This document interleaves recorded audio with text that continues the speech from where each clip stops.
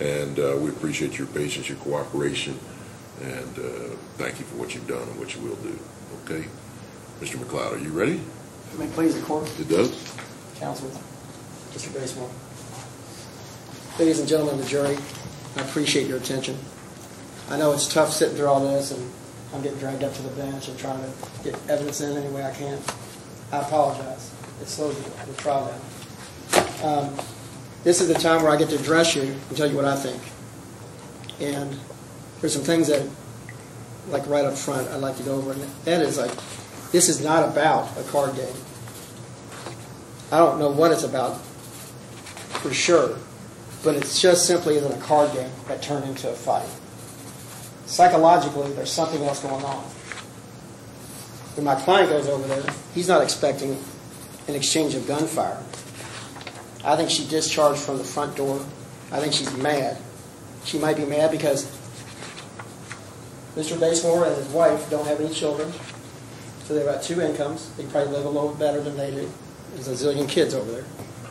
They might be mad because they bought presents, and they look like, when I was young, the uncle that brought over presents, the aunts that brought over presents, I remember them. I can name them right off the top of my head. They were great. Grandparents, that's what they do.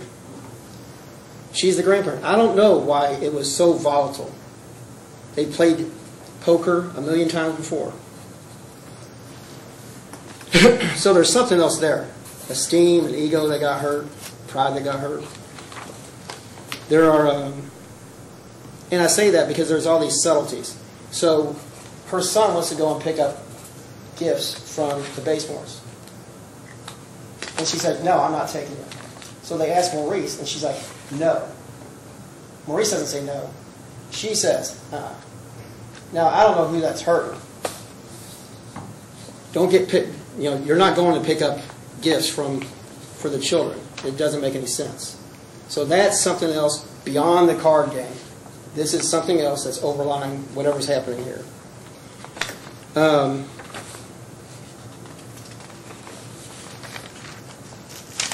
I think you have to take into consideration who's telling the truth. From the very beginning, there's lies and deception on behalf of the prosecuting witnesses. She never mentions there's a gun. And let me just add, and this is what I'm thinking, and I thought this early on. There are 3 casings away from a gun never being there. If those casings go away, then yeah, Miss Basemore can call in, or Miss Pendleton can call in, and she can say she returned fire. But the way the tenor of this case has gone, if there wasn't proof there that she had returned fire, there is no gun. They're not going to follow up. They're not doing anything. But there's casings on the ground, 3. There's more than 3 fired. We know that because even Miss Basemore, Connie Basemore, said that. Now, she also said she got confused when I was talking to her, and she thought I meant clip. I was talking about casings on the ground. And she said, well, I don't know. There's one in the gun, and there's another one I have. I'm not talking about the clips, but that clip was gone too. That clip was gone, and those bullet casings, I think they swept up as many as they could that they could find, but the police were right there. Judge, can we approach? You may.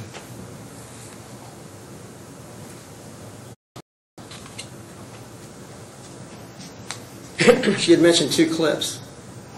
They're both gone. There's one that came into evidence, and that's inside the gun, like she said. We pop it out, and there it is.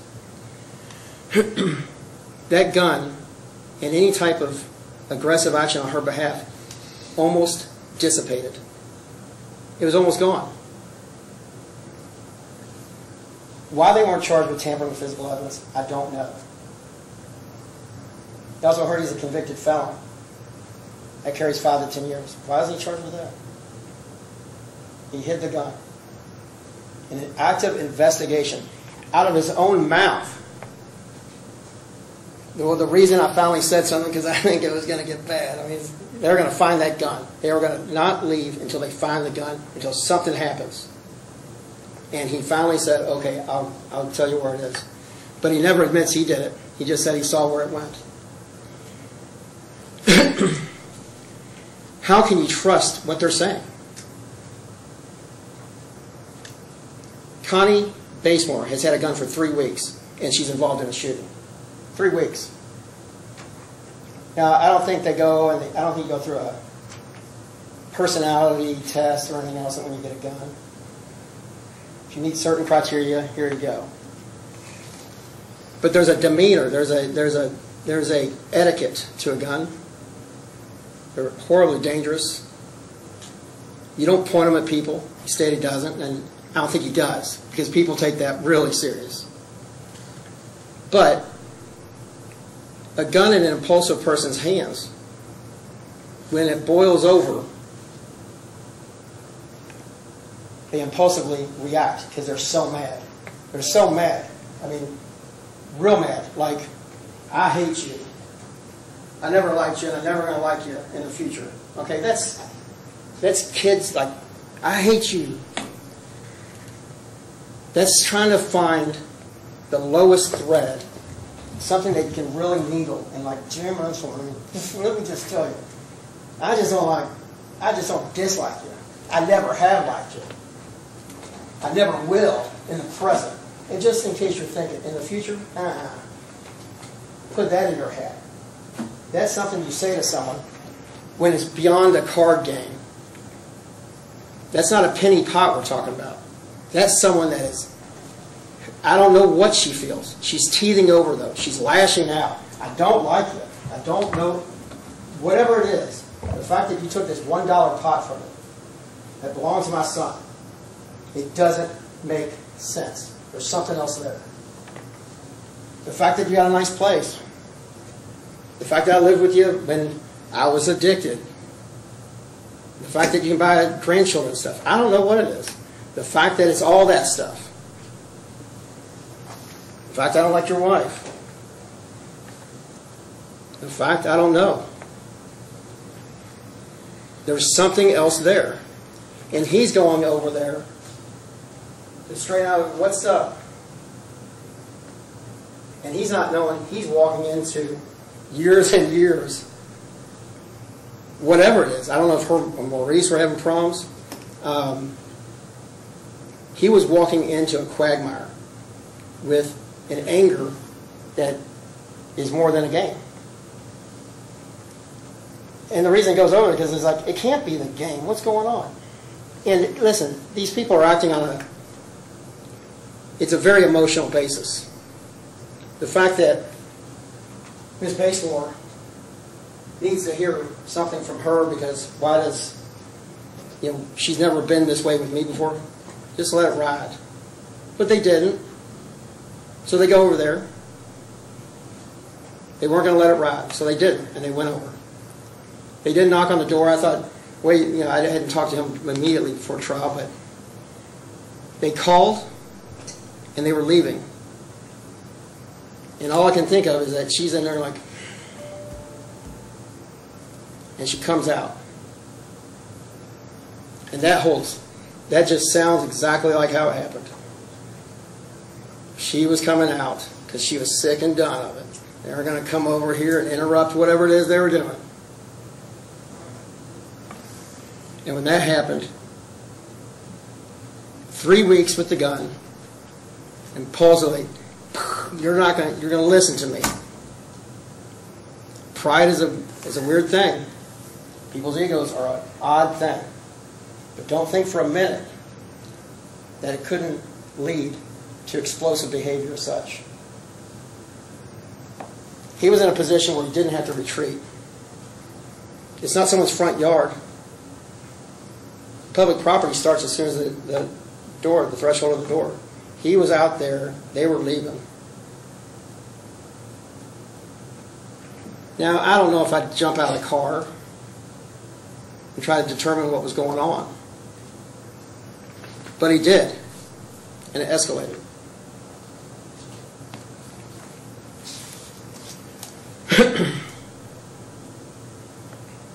He's not responsible for something that was so aberrant. Behavior that was aberrant. He's had a gun for as long as they can remember. Always wore one. Never a problem. That's just the initial observations. Now, who do you believe here? Now, they're talking about the 911 call. He says, they shot at me while we were driving by. Yeah, I don't know the verbal acumen of anyone here, like, really. But it could certainly just be, she was nervous, you could hear her voice quaver. We stopped by, we drove by, we went by. All of those are synonymous. Not everyone, when they talk, whatever leaves their mouth is the exact meaning of it. Catch the word. Not what I meant. But obviously, Connie Basemore is not in a turret and tracking the vehicle and shooting at it.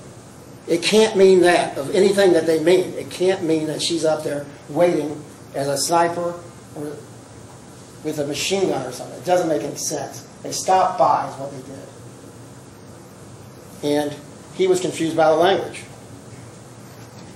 No, we're just speeding by. Doesn't make any sense.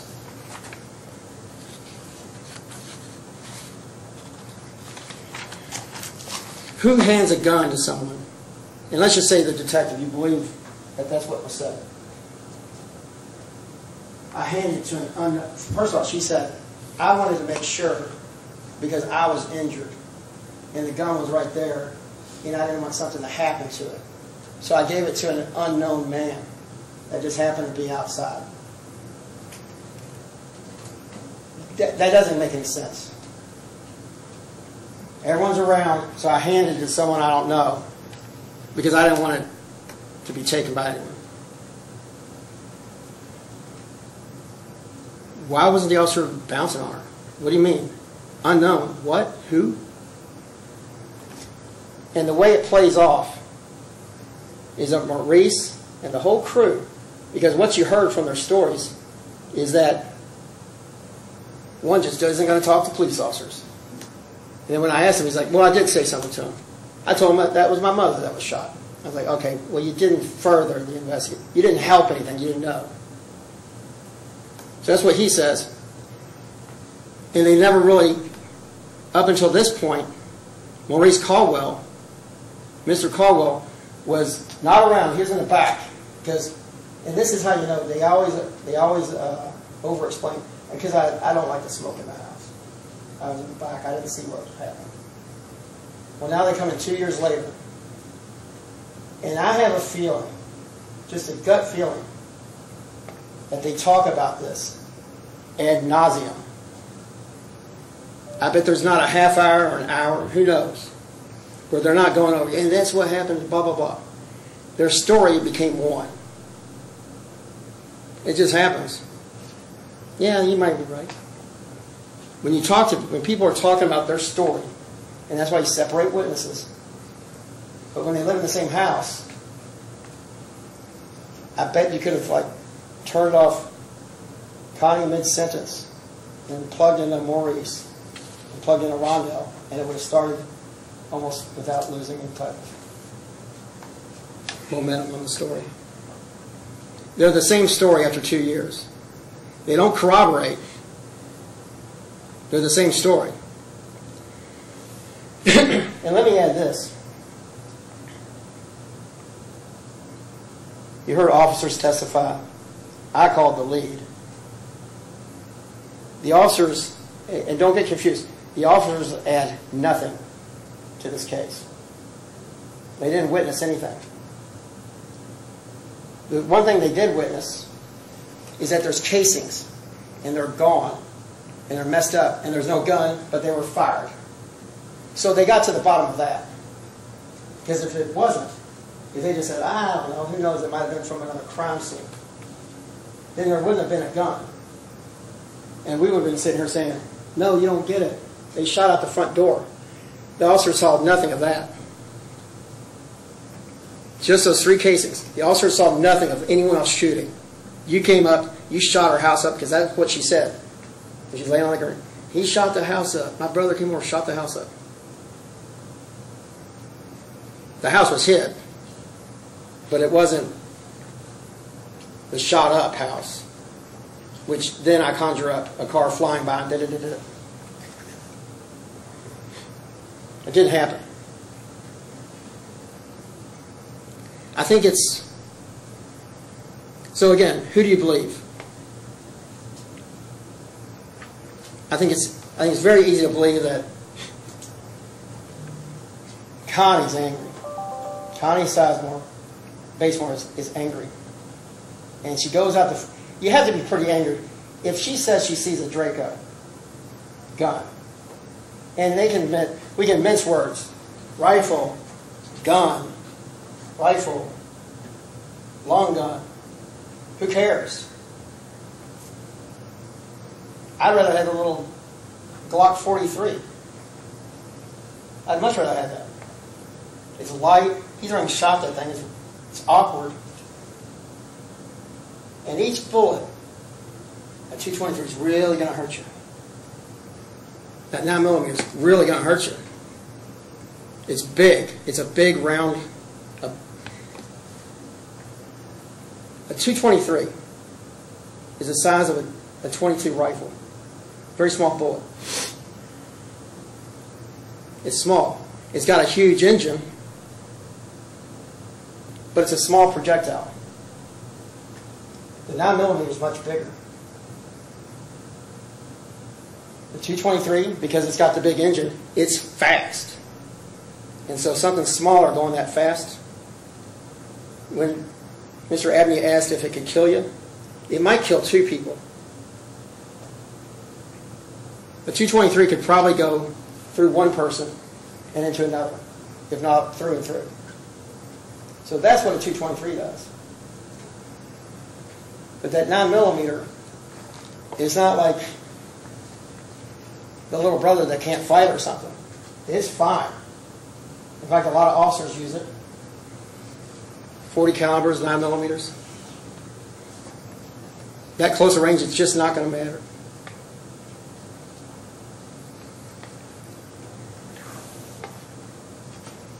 You saw the casings in different places on the ground. The wind was blowing. And you say, okay, well, that's convenient. It was. It was gusting around. And those things are like little sails. You know, and they say, you know, wherever they go. And I was sitting there thinking, like, well, as long as they don't go down your shirt. Because when that explosion happens, those things are red hot. When I was at Fort Bragg, we'd be sitting out on the range, and all of a sudden you'd see some, ah! They're not shot by the bullet. The casing's red hot.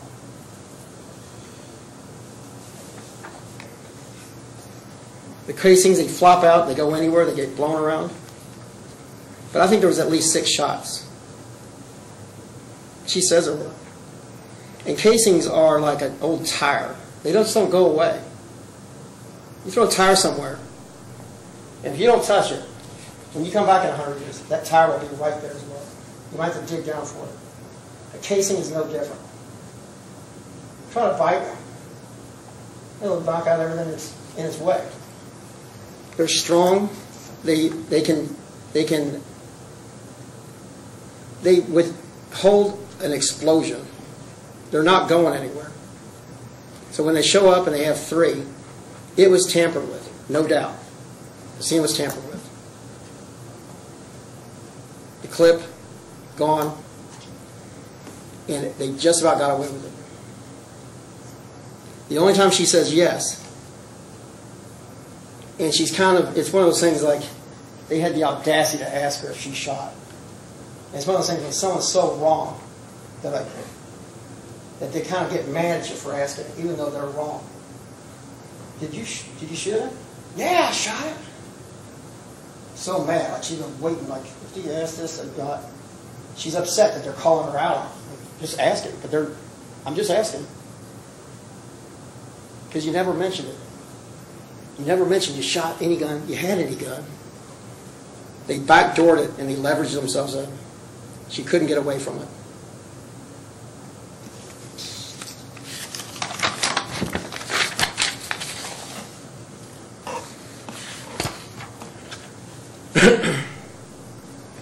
I think it was a sloppy investigation. The front wasn't preserved, but it doesn't matter. The case is so simple. It really is. It's a matter of, it reminds me of Judge Watler, the case of the poker game, or it's got to be the or, and it is. We're dealing with someone that we don't know why she was so livid. I'm sure y'all picked up on things I didn't, but it's the human game we're dealing with. The human scenario. What was wrong? What was over the top?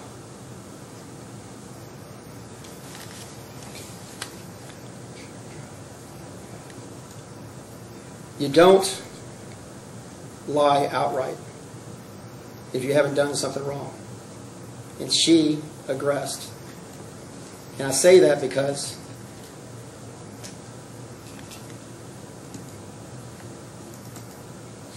when kids, I've got kids, whenever they're, even when they're wrong, if it's really bad though, like when my son wrecked the car, they tell you everything. Like, oh. All right, Joe, it's fine, everyone's safe. It's a truth serum. If it is super bad, I'd like to think my son would tell me the truth no matter what. But some people are going to dig in. And I'll tell you the difference. You can ask Mr. Basemore something. He's going to try to answer it. They're bucking up against you. They're doing whatever. They're trying to exert their rights. That's great. It's a little bit annoying, but it's great. But the audacity to come in here and just flat out, nope, nope. I play a recording for him. Nah, I don't know. Nope. He finally started agreeing with stuff. But that's a type of ignorance. Just a flat out, nope. Well, when confronted and got the proof, that's the type of stuff that sends you through the roof. Well, this is what it was. Nope. Nope. They at least try to answer you, engage. There's not things that are so contradictory and against the grain that they did that. They try to cooperate, try to help. And you even heard the detective state that it came over the radio. She had called in, and so now they knew there was a gun. At least they were looking for more proof of a gun. So he didn't go over there to shoot her or anything else. They went over there for, I don't say it's a great reason. I wish I had some brilliant reason they went over there, but it's pride too. They went over to say, what's going on with you? Why are you mad at my wife? Why do you not like me? They went over there to straighten it out. They didn't expect what they got. Y'all concentrated, you know, I can see you. I got eye contact. I appreciate y'all's time. I think you go back there, I hope y'all talk and really think about the psychology behind this and what was going on and why they lied. Everyone up front. Everyone lied up front. And realize that their stories are all the same because one didn't give a story and somehow testified. One was in the back and never testified, but now he testified along with them as well. They call that coaching. They call it coaching the witness. They didn't. I'm not saying the Commonwealth did. I'm saying in-house. They coached him. And I don't know how you don't go with Connie when Maurice lived with his mom when he wasn't at Connie's, and his son lived there with Connie. I think you say what Connie says, or you might be on the streets. I hope y'all, I'm sure you thought of more clever things than I did and subtleties that were important. But I hope you come back and do the right thing, find them not guilty. Thank you. All right, Mr. McLeod, thank you very much. Mr. Abney, if you are